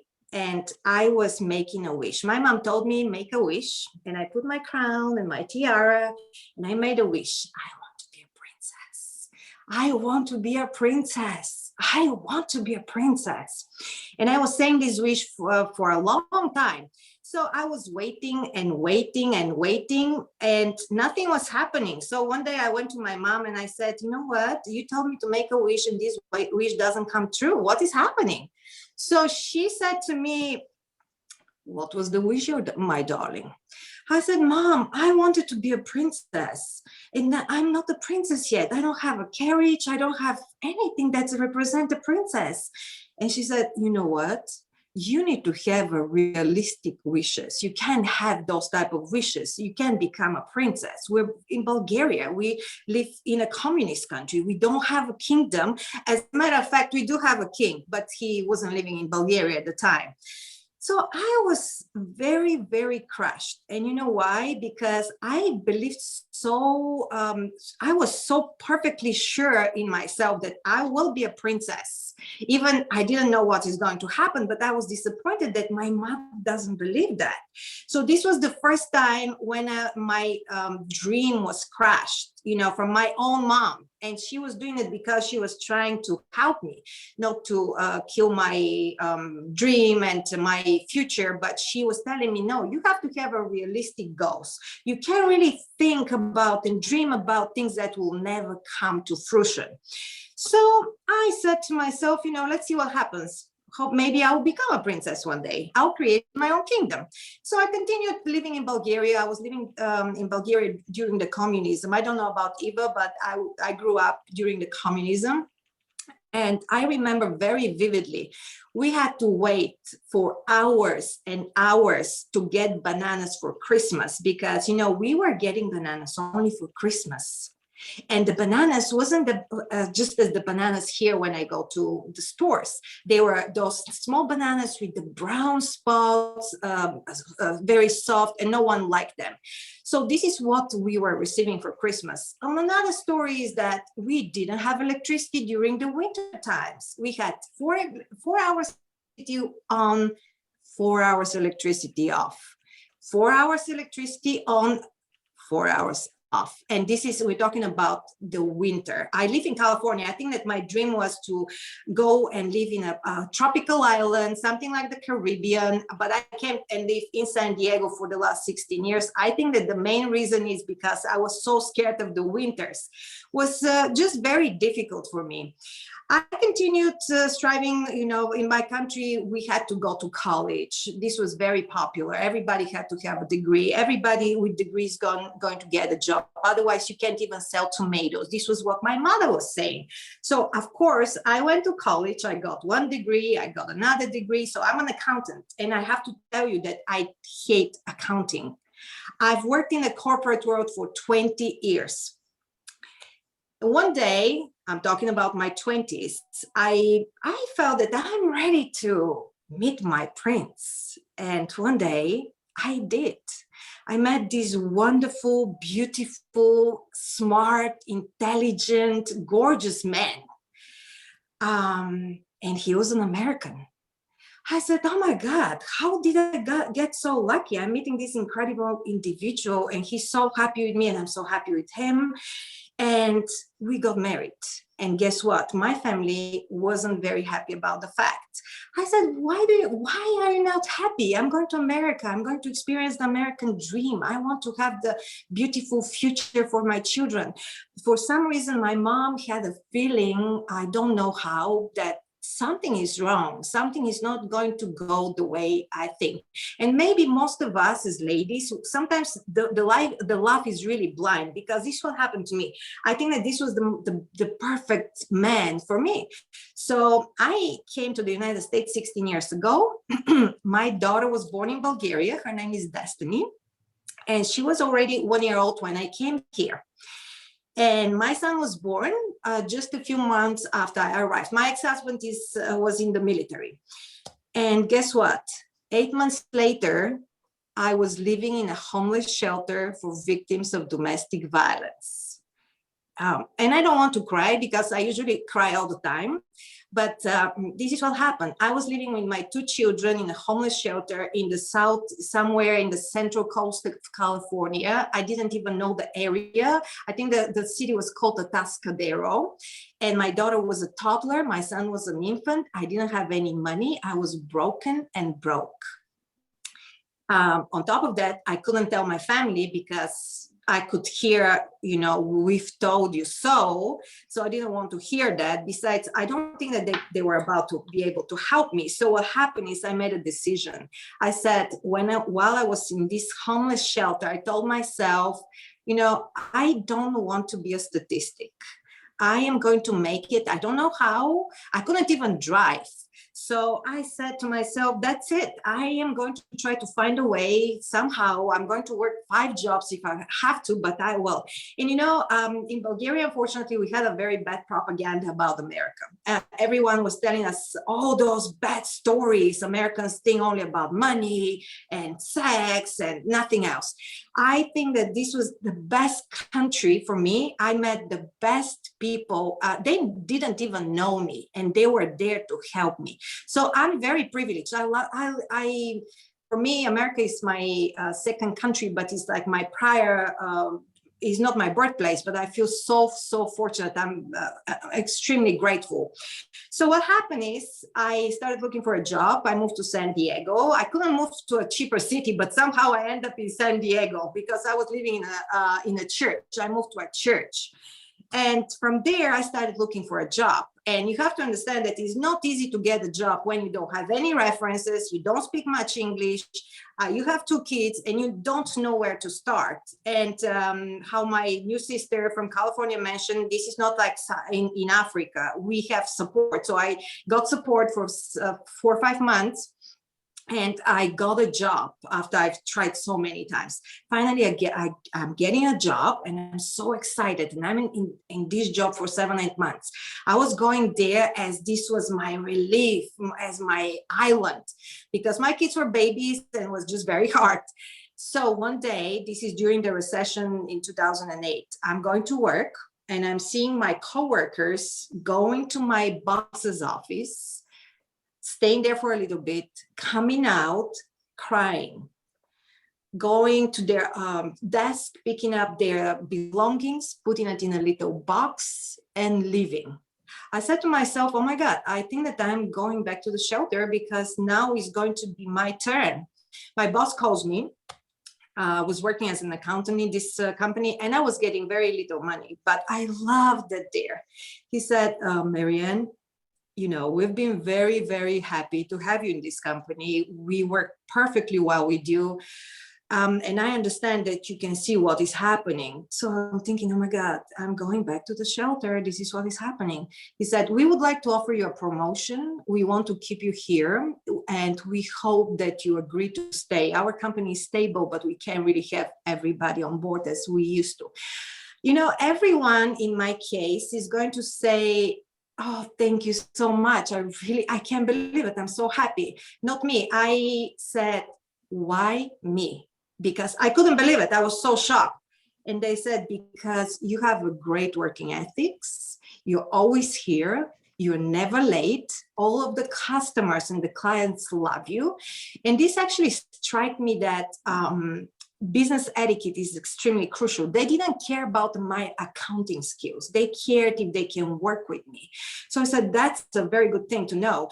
By the way, they didn't really know why I'm always there. I was there all the time because I had no other choice. I had to be clocking in and out because I was a single mom. I didn't get a child support and I had to pay my rent. So this is what was happening. It was really altruistic because I wanted to be there. And because of my little job, I had an opportunity during the recession in 2010 to buy a duplex. And people told me, you know, you have to buy a property, the worst property in the best area. And I said to myself, no, for a single mom, I can't. I live in San Diego. This is one of the most expensive cities in America. So I purchased the house, the worst in the worst neighborhoods, but I had my own house. My kids had the garden, my kids had everything. And ladies, this is something that I am so grateful that I actually jumped. I didn't know anything about real estate. I didn't know anything about having tenants. I didn't know anything. This house made me hundreds of thousands of dollars. And I don't want to talk about monetary values, but I think that sometimes you just have to jump. You have to have faith and you have to take the opportunity from God and just do what you have to do. don't miss opportunities. So from there, I started my own business, and I'm very grateful because I've noticed that many people don't know business etiquette. It's very difficult to work with them. I don't want to work with everyone. And as soon as I've realized that, I'm okay with that. But I had very, very high profile clients. And you know, when you go on the ladder, when you start meeting people, you have an opportunity to meet very high profile people. So you really need to know how to maintain the relationship. So I worked, as I mentioned earlier, with dignitaries. I worked with Bentley, Bugatti, Lamborghini, all those luxury cars, people with multi-million dollars empires. And I was very shocked in the beginning. I was very intimidated because I know where I'm coming from. They don't know, but I do. And sometimes this brings us down. So we have to be faithful and to go further, even if we feel insecure or not confident. The most important thing is our decisions, always to take opportunities and to jump. And now I would like to talk a little bit about etiquette. So how did I get involved with this etiquette business? As I said, I really love business etiquette. I'm very business oriented. I love to communicate with people. I'm not shy of connecting with them. Many people do not know etiquette. I worked all over the world. I worked in Africa, I worked in Europe, I worked in the United States, and many people just don't know it. So I studied with the Protocol School of Washington and the International School of Protocol and Diplomacy in Brussels. So I wanted to see the European and the American style. But I fall in love with social etiquette because I miss being a lady. I miss wearing my fascinator. I miss wearing my, even gloves, something that I've never experienced in Bulgaria. Please, if I'm speaking very long, let me know when don't worry, you can always interrupt me. So I started this etiquette business, and I have a very successful business, I might say, because last year I had many clients from all over the world. I even had people from Botswana, from different countries. They were just logging in very funny hours for them. So I think people miss glamour, and you don't want to be over the top in a negative way, because how I said, I don't teach etiquette. I'm not the royal butler. I'm not going to tell you just have your opener for your letters. I'm talking about very useful etiquette tips, because as a Bulgarian girl going to all those, I've been attending afternoon tea, not only in the most prestigious places in England, but in France, in Morocco, in the Caribbean, everywhere. If you don't know certain rules, you will always feel very intimidated. I've noticed that people miss clients and miss opportunities because of the intimidation. So the cup shouldn't be intimidating me, so I decided to learn. With this said, I wanted to show you something. When we're talking about afternoon tea, there are actually 4 types of tea. We're talking about afternoon tea, royal tea, and cream tea. So when we're talking about afternoon tea, and always when you are a good hostess, because I love hosting, but unfortunately during COVID, you can't really host anything, right? If you're a good hostess and you are hosting an afternoon tea, always make sure that you have at least 2 types of tea. And I brought for you, for example, I have here Earl Grey and my Bulgarian organic whole rose buds, because this is what we're known for. And I love it. So always have something for people to have choice. But in the meantime, I wanted to mention something very important. I saw one of my new friends, she had the background with Paris. And as many people probably know, etiquette started in France during the reign of King Louis XIV. He was very flamboyant, very ritzy looking. Of course, he was a king, King Louis XIV. The reason why he started etiquette is because he used to love hosting parties. And when he was inviting people over, they were always littering his premises. And he had this beautiful, the garden of where is the Palace of Versailles. So he had this manicured garden, and he told his gardener, you know what, Pierre?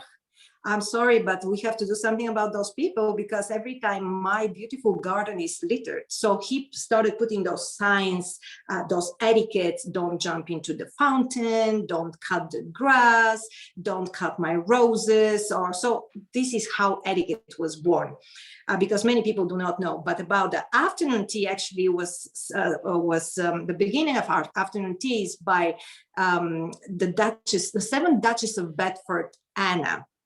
And I have to tell you that as a person who never grew up with an afternoon tea, I had to learn everything through my classes, trainings, and visiting those places. So the Duchess of Bedford, how she started it, because usually people had their lunch by 12 maybe, and the dinner by 8. So she wanted to bridge the gap between the lunch and the dinner. And she told her servants, please, can you bring me some tea and some bread? Because back in the day, this is before the Industrial Revolution, tea was extremely expensive. So this is how everything started.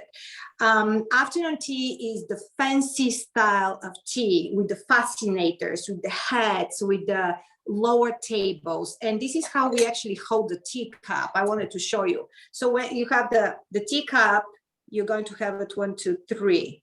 That's the way you hold it. You don't put your finger inside. This is not a coffee cup.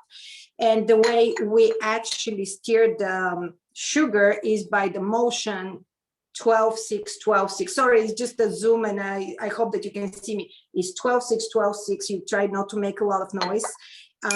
Also, the royal tea actually is a typical afternoon tea, but you bring champagne. So that's the only difference. And as I'm talking about it, you already know that my preference is always a royal tea because I love champagne.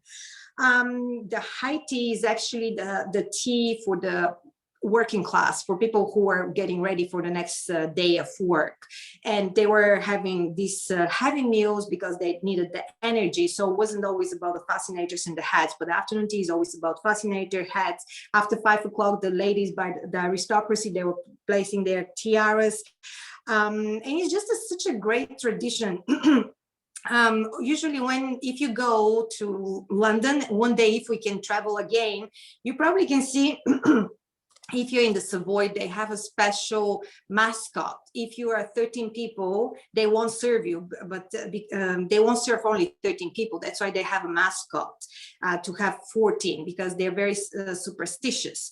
So the interesting part is that I read about the gentleman. He was a very big businessman in the beginning of the 20th century. He was from South Africa, and he hosted a party at the Savoy. And there were 14 people, but unfortunately somebody had to leave, and they were left to be only 13. So what happened is they actually, everybody was wondering how the first one who was about to leave, but by the superstitious, was that something bad is going to happen. So what happened is the gentleman who hosted the party said, no, I'm leaving first. And guess what? When he returned to his city, to Johannesburg, he got killed. And this is actually a true story. So that's why they have a mascot called Casper, and they always have it there because they want to have 14 people. Always, if you have any questions, how I said, please, I want to keep in touch with you. I want to show you, if you're interested about afternoon tea, I discovered a book called The Royalties, and it's actually on Amazon. They have original recipes from the Buckingham Palace, and it's just very, very entertaining and very interesting. I am raffling my books, The Sharpest Soft Skill, as I said, and Posh Overnight, and I'm working on a book called Retro Glam because I am very interested about old Hollywood. I want to bring the seductive elegance from back in the days.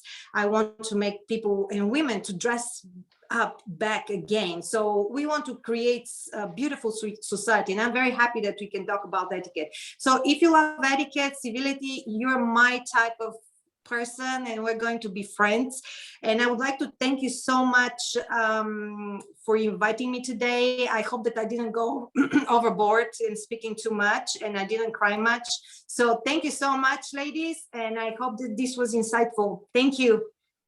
Well, thank you so much, Mary Ann, for giving us your time. That's, of course, there. And for all of you who have participated in storytelling, Thank you. You have inspired us. You are a big inspiration, you know, that we can continue doing what we're doing. And of course, my ambassadors today, Kami, Eddie, Patricia, Nima, and of course, Marianne and Louisa. Thank you so much for all your contribution. I just would like to mention to you, even the mayor of Mississauga wanted to join us, but I could not see the notification that they're trying to get in. I heard the ding, but I couldn't see it, right? So I could not admit. So also, I think the last one who had joined in is Rosario Vega. She's also one of our recipients, and how wonderful. You should have come earlier because we're just now at that, last. I tried like an hour ago. I was trying, but that's okay. I know I can hear some ding, but I could not see the notification. So I tried it. Anyhow, my dear friends, if you would like to have another session like this, we can create another one and bring your friends. This is a special time to really, really encourage, support, and of course, show our love for one another by just telling them, sharing with them that, you know, you're not alone. And as this year's International Women's Day theme is about leadership, so keep on doing what you're doing, keep on shining, and keep sharing your beautiful story. It means a lot to so many people, all right? So once again, because it's 3:01, I would like to say bye-bye. I will take note. I'm going to the chat room to get all the email addresses of who would like to win that beautiful book and the caviar set, okay? So Sorry, thank you, wonderful Rosanna. ladies. Rosanna, should we take one more picture just in case? Sure. I think we have some new people here. Do you want to use another snapshot? Yes, please do that. Can you do that, please, Eddie? Yeah, I'll take care of that. I just wanted to also say before we finish, Rosanna, once again, thank you so much for putting on another amazing event with absolutely fabulous women. I've met some new ones today. And I also want to wish all of you ladies a very, very happy International Women's Day. And before we take our picture, if everybody can just raise their cup. And my final little note, and sorry, a little birdie told me, so I had to say this little extra message. Sorry, I'm just getting the photo op ready here. Everybody's holding up their cup. We have a young lady amongst us today who is celebrating her birthday tomorrow. So if we can all just say a big happy birthday to Nina Sosa. Happy birthday. Happy birthday, Nina. Happy birthday, Nina. Mwah, Bachi. That's awesome. Thank you. Happy birthday, Ma. Thank you all. It's been amazing today. I really enjoyed it very much. God bless you, Mother. Thank you. Thank you so much. Thank you, Eduardo, for bringing her. And to everybody else also. It's a pleasure meeting you all. Eddie, you got the picture? Well, I think some people were already drinking. Can we just do one more? Yeah. Sorry. One more. I got so excited with that message. I forgot to take it when people were holding up their cup. Okay, here we go. Ready? Beautiful. Thank you so much. Ladies, keep on shining, keep on smiling, and always be kind. Absolutely.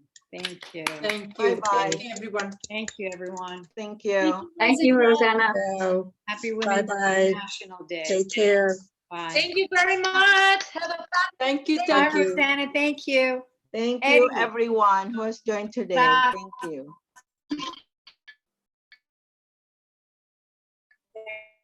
Thank you Thank all. you. Bye, Beautiful. everybody. Bye. Awesome. Thank you, Fia. Welcome, Mother. Love you. We'll see you tomorrow. Love you. Drive Yeah. by, maybe. I don't know how we'll do it. Thank you, Rosanna. Very good. Thank you Thank so you. much. Rosanna, Thank you I am very much. so sorry about my technical issue. Thank you. Rosanna, can you hear me? Yes, I can hear you. I'm still here. Yes. It work okay? Yeah. Rosanna, are you gonna Yes. share the video, the recording? Yes. Yes. Oh, I'm just thank gonna you. turn it Thank off you. now. And I will Okay. also be sharing this.